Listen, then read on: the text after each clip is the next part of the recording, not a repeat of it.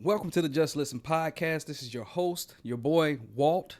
And I just got to say something really quick before I dive into the things that I want to say as I'm hitting my mic here. But, anyways, shouts out to the Louisville Cardinals for beating Washington in the, I think it was the Frosted Flakes or Kellogg's Bowl. And I'm very proud of my team, my alma mater. I'm proud of the boys to be able to stick it out. As you well know, if you've never heard it before, they are called the cardiac cards for a reason because they're going to give you a heart attack, but they may pull out that win, in which they did. Heck of a play with, about 10 seconds left to go in the game, 15, 20 seconds left to go in the game, and they pulled it out with the win. But Happy New Year's to everybody. We are now in the 2025, and the madness is already starting.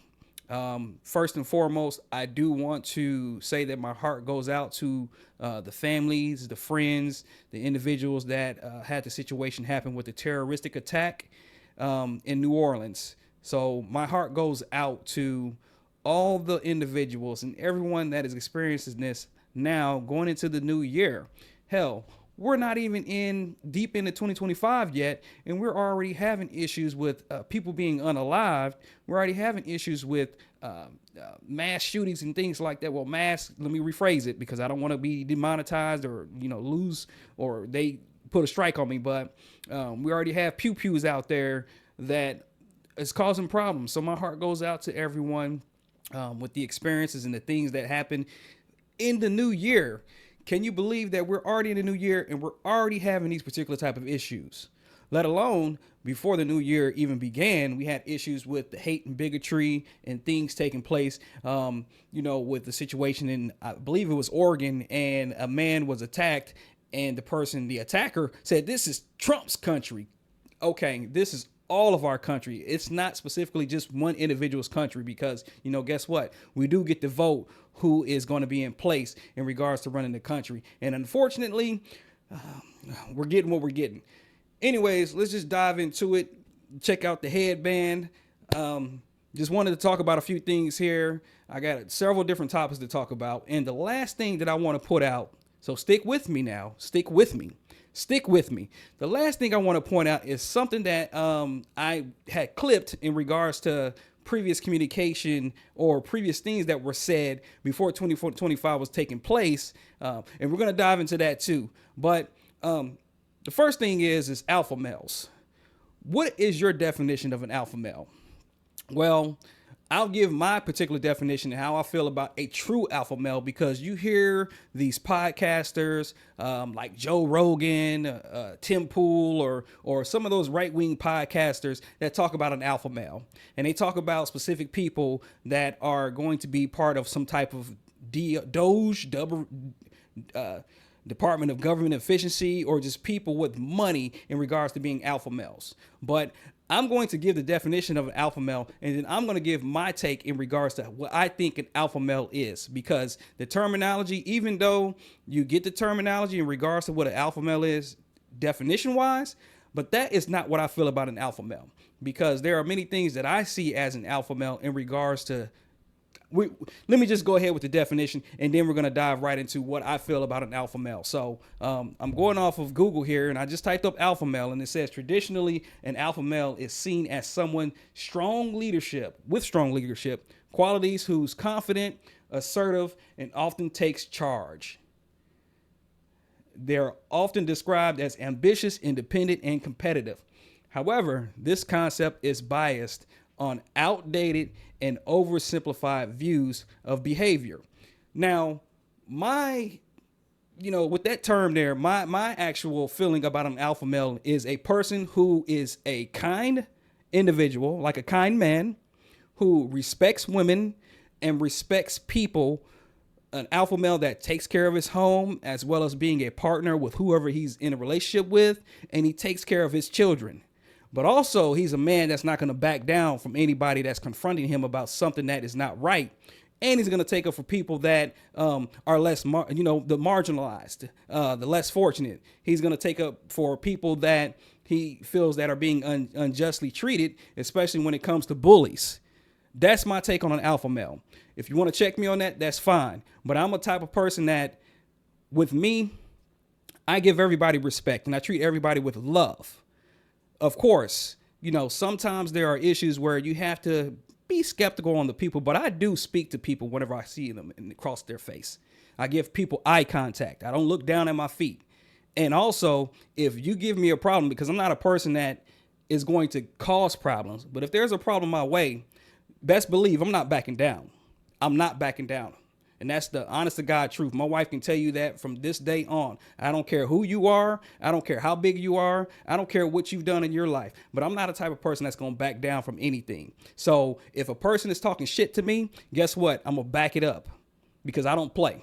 Real talk. I don't play. But that's the definition and take of an alpha male. And you hear this, like I said, you hear this with podcasters, you hear this with politicians talking about an alpha male, and then they want to throw out people like Elon Musk as an alpha male.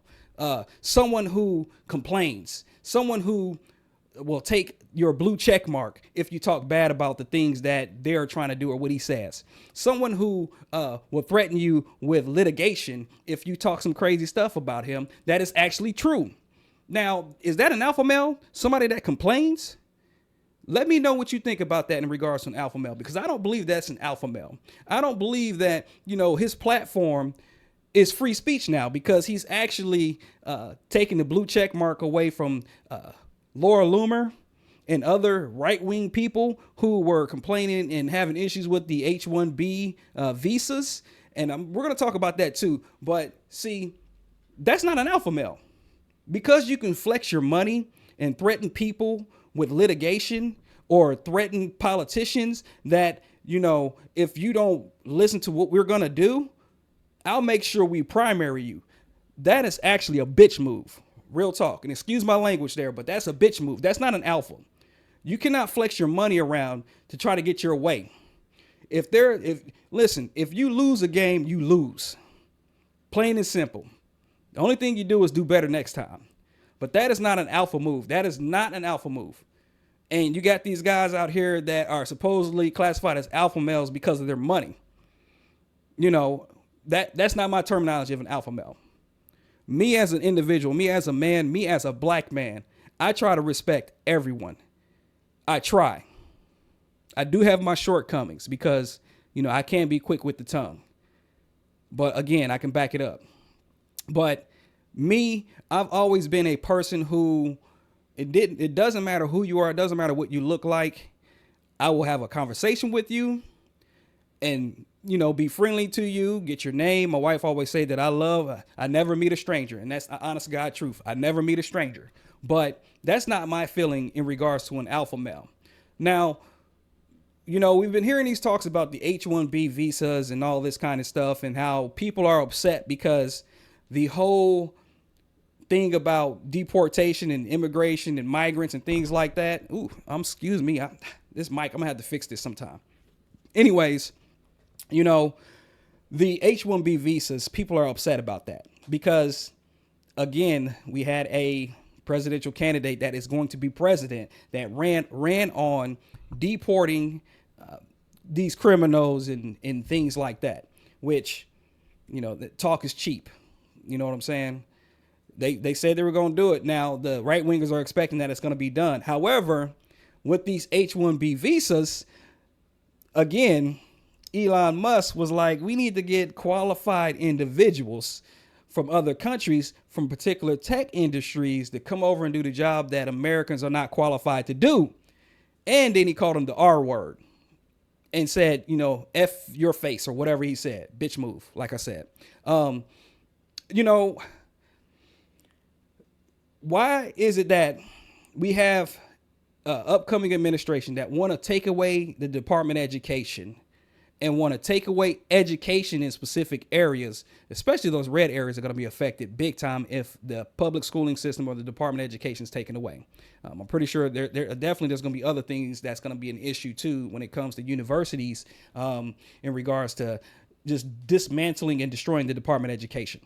But where is it that we invest in our children and educate them into science, and educate them into technology, the core courses, math, reading, and English and science and all that kind of stuff, to where we can build our children up empower their minds and make them stronger in regards to being able to do these particular type of things, where they are in IT, or they are in graphic design, or they are in artificial intelligence. See, the problem is that we want to outsource our jobs.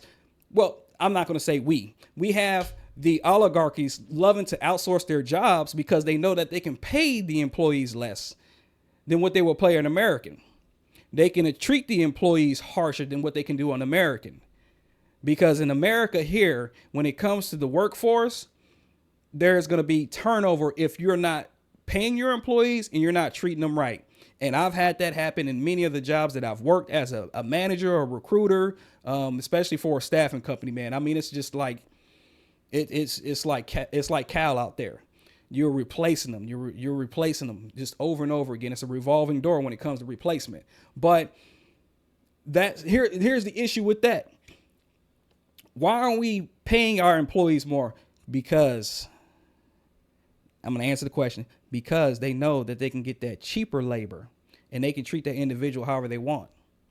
They can threaten that individual. So if they need to work 80 hours in a week, that person that's on that H1B visa, hey, if you don't want to do it, we're going to deport you back to your country. We're going to remove your visa and you'll be on the next plane back to whatever country you came from if you do not do it. And that's what they call indentured servitude, indentured servants. They can use them and then they can threaten them if that individual does not like that they're being dragged, for days in 14, 16-hour work days and get little sleep. And if they make a mistake, that threat is over their head. It's just hanging on their head. So there's stress, there's depression, there's a lot of things that take place when it comes to somebody that comes on an H1B visa. But an American, like me, we're not going to put up with that. We're not going to put up that. We're not going to put up with that. If you tell me that I need to work 80 hours in a week, guess what? I might not be your employee. If you say that you're going to pay me $10 an hour and it's actually a job that on average pays $15, $18, $20 an hour, I'm not going to take the job. You can't hold that over my head. If I need to leave and quit, I will. I worked for a company where turnover was so high. I mean, we had to literally provide incentives for employees, scheduling incentives. We had to apply bonuses for employees for attendance. Hey, if you miss in 6 months, if you only miss 2 days of work, you're going to get an extra $300, $400 bonus. We had to retain our employees because they were just quitting left and right. And this is with working in a huge distribution area where you had thousands of employees spread out all over, and they paid them less because they know they could. They knew they could. And the people that came from another country that spoke a different language and only knew a little bit of English, they would work to the bone because they knew what that money was going to do is they can send that money back to their family so they can get their family here. But, we got issues now. We got issues because a lot of people don't like that these H1B visas are going to be divvied out, because they are. You can complain all you want in regards to people coming over from another country. It's going to happen because you voted for it. It's going to happen, and you can moan and cry and say, you know what, this is terrible and everything else, but it's going to happen. Trust me, it's going to happen. And then the Americans are going to be losing out on those particular jobs that they could be qualified for. They put their time in and the work and everything else to be qualified for. It's gone. It's going to be gone. So, with the alpha male thing and then the H1B visa, we are overworked and underpaid. And I said that in my previous my previous video, that we are overworked and underpaid. And then also we're treated like trash ourselves. There are a lot of things that the American people want. We wouldn't mind having better healthcare benefits. We wouldn't mind having a 4-day, 10-hour work week to where we can spend more time with our family. We wouldn't mind an increase in pay that hasn't changed since early 2000s in regards to the minimum wage. There are so many states that are still on $7.25 minimum wage. And then we have people boasting up their states like governors saying, oh, our state is this, that, and the other. We have the lowest housing and everything. But Of course, you have the lowest housing if your minimum wage is $7.25. You're gonna have the lowest housing, But who wants to move to those particular cities? I don't know. Probably not me. Like Arkansas. No, not moving to Arkansas. So the next thing I wanted to talk about, and this is something that people are having some type of issue with, but we get the news that the last days for Biden to be in office, he's doing some things in regards to commuting, death row sentences, and so we got individuals that are on death row, not knowing the magnitude of what they did, but looking here, we see that Biden is, he's working on commuting sentences. So Biden gives life in prison to 37 of 40 federal death row inmates before Trump can resume executions. Now, Donald John Trump, in the 4 years in office, executed more people on death row than any of the last 3 or 4 or 5 presidents. 3 or 4 or 5 of the last presidents. He unalived, I believe 13 individuals. Now, I don't know the background in regards to the individuals that got this thing. I can't even get it out. Commute. I don't know. But we do have some individuals that are still on death row, and whatever's going to take place with that, it's going to take place. But in regards to death row itself, people are in between in regards to how they feel about it. I really don't have my take or insight on it as well. And it depends on what happened. It depends on, there's got to be something that really gets me to think about, why somebody should. And this came from AP News in regards to what Biden has accomplished. Also, what Biden did is he put a clause on college hazing, in which, that was a good thing to do, because hazing, I went to college. I didn't go into the fraternity because my fraternity is Me Phi Me. And my colors are like the cow colors, black and white. And people that ask me, hey, man, you're going to join this fraternity, you're going to join that fraternity, I was like, nah, I'm Me Phi Me. I don't need a fraternity to identify myself, or I don't need a fraternity to be known in regards to what I do at the university, at my school. And so I just was not interested in joining the fraternity. And I'm not knocking anyone that is in a fraternity. It just wasn't for me. I played football. I was focused on that. And then also I was focused on my studies in regards to, trying to graduate college. Then also I was focused on partying too. So I had to get my wilding out days in too as well. So, the hazing thing, there have been universities that were, their fraternities had a ban for several years. I know my university, we had a ban with one of the fraternities. I think it was about a decade, because of situations that happened when it came to hazing, because you're putting people in a situation to where they're stressed, they're depressed, they want to unalive themselves because they have to get up at wee hours in the morning and do things that you want them to do, like a bully. So yeah, I mean, it just wasn't for me.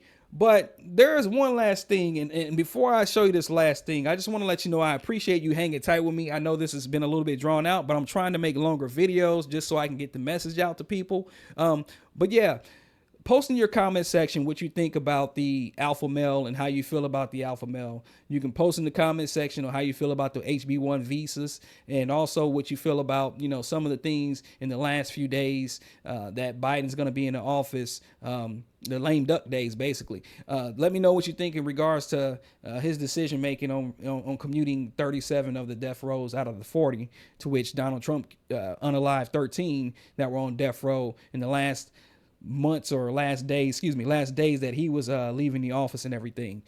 There is one last thing also. Subscribe to the channel. hey, I'm building this platform in regards to educational talk, political talk, but then socially conscious talk as well. So subscribe to the channel. I definitely would appreciate it, because we're going to have fun. We're going to be doing this all in 2025 and beyond, because I love talking and I love being able to reach out to everyone. I love being able to reach out to people. But this last thing that I do want to talk about, and I want to bring to your attention, if you voted, whoever you voted for, I just want to say that I am not a Trump fan, so you can already tell who I voted for, because I do see that there is a party that is trying to destroy and there's a party that's trying to help build. And the party that's trying to destroy is going in this year in 19 days. But there is something during the campaign that Donald Trump said, and he promised, or he basically, I mean, he promises everything. Does he keep it? No. But he had said these things to get him elected and what was going to be done and taking place in 2025. So we're going to go over these things. And, you know, I got this source from Blue Sky Now, because I'm not on X. And Ron Filipkowski from the Midas Touch had inputted this information in regards to what were some of the promises that Donald Trump said if he got elected back into office. So we're going to jump into that and we're going to talk about these promises. So number one is he said is that he's going to get gas to under $2. And we already know he already went back on that. Number two, he's going to lower grocery prices. We already know that he went back on that. He just wanted your vote, remember? Number three, a 50% decrease in car insurance. Number four, landlords will reduce rent. Number five, home prices will go down. Number three, sub 3% interest rates. No tax on Social Security. No tax on tips. We don't hear that now. We don't hear much about no tax on tips. All those millions and billionaires that he got in his administration now, they're not really talking about what's their plans, their concepts, that is.